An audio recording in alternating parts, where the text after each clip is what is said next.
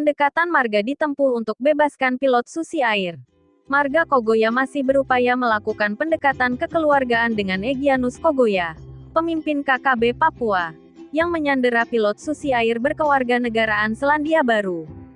Dalam pertemuan dengan Presiden Joko Widodo, staf ahli kantor staf presiden atau KSP bidang politik dan keamanan Lenis Kogoya meminta agar gangguan keamanan di Papua diselesaikan dengan tidak menggunakan kekerasan, tetapi mengedepankan pendekatan marga.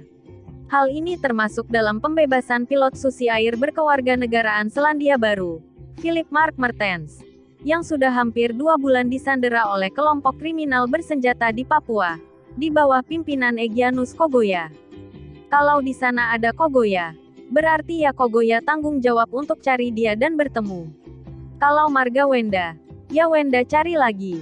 Jadi, masing-masing tanggung jawab untuk koordinasi dan balik kepada keluarga masing-masing untuk mengamankan situasi keamanan di tanah Papua, ujar Lenis Kogoya ketika memberikan keterangan pers di Kompleks Istana Kepresidenan, Jakarta, Senin, tanggal 27 Maret tahun 2023. Dalam pertemuan dengan Presiden, Lenis juga membicarakan penyanderaan pilot pesawat Susi Air, Philip Mark Mertens. Penyanderaan terjadi setelah kelompok kriminal bersenjata KKB pimpinan Egyanus Kogoya membakar pesawat Susi Air Pek BVY saat mendarat di lapangan terbang distrik Paro pada tanggal 7 Februari tahun 2023 pukul 6.17 waktu Indonesia Timur. Memang pola pikirnya Egyanus ini, kan, memperjuangkan Papua merdeka, melepaskan dari NKRI. Pola pikirnya mereka, kalau saya ini, bagaimana untuk merdeka dalam pendidikan, kesehatan, dan ekonomi? Nah, cuma visinya sama, kesejahteraan, tambah Lenis. Sebagai saudara satu marga, Lenis meminta agar Egyanus dan masyarakat Papua tidak saling membunuh. Mari kita bangun, karena sudah dikasih provinsi. Dari 1 provinsi, 2 provinsi, sekarang 6 provinsi. Ngapain kita berantem? Bunuh-bunuh orang terus. Kami akan, lembaga adat akan kejar mereka, ujarnya. Lenis berharap KKB pimpinan Egyanus Kogoya bisa bergabung untuk bekerja sama memajukan Papua menjadi sejahtera dan damai. Kami lembaga adat harus turun tangan. Kami marga Kogoya turun tangan supaya kami ajak. Janganlah pembunuhan. Enggak baik, ucap Lenis yang menyebut bahwa pilot Philip saat ini dalam kondisi sehat. Lenis menegaskan, marga Kogoya masih berupaya melakukan pendekatan kekeluargaan dengan Egyanus. Hal yang positif harus pendekatan. Kalau negatif ya kita baku perang.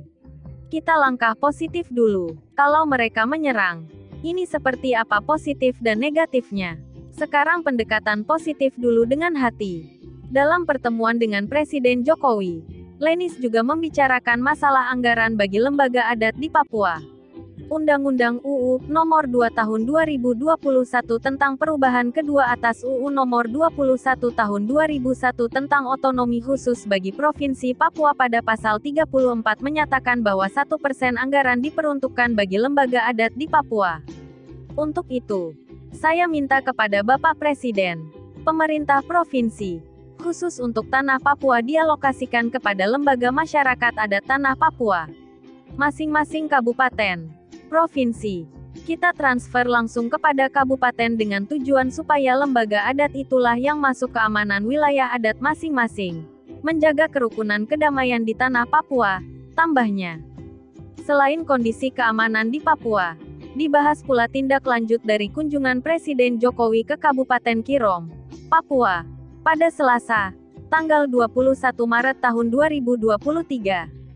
Presiden Joko Widodo menanam jagung menggunakan alat dan mesin pertanian di sela-sela peninjauan lumbung pangan dalam kunjungan kerjanya di Kabupaten Kirom, Papua, Selasa, tanggal 21 Maret tahun 2023. Di Kabupaten Kirom, Presiden Jokowi meninjau lumbung pangan, food estate.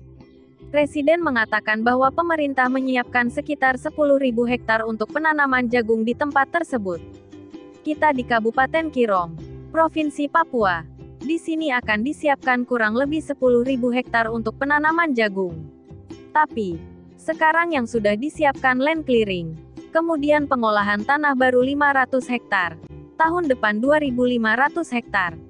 Tetapi, yang ditanam hari ini baru 100 hektar, ujar Presiden dalam keterangan selepas peninjauan. Lebih lanjut, Presiden mengatakan bahwa dari hasil penanaman hari ini diharapkan pada bulan Juni sudah panen pertama. Presiden melihat lahan di Papua tersebut sangat layak untuk ditanami jagung, antara lain karena kontur tanahnya yang rata. Editor, Antonius Ponco Anggoro, sumber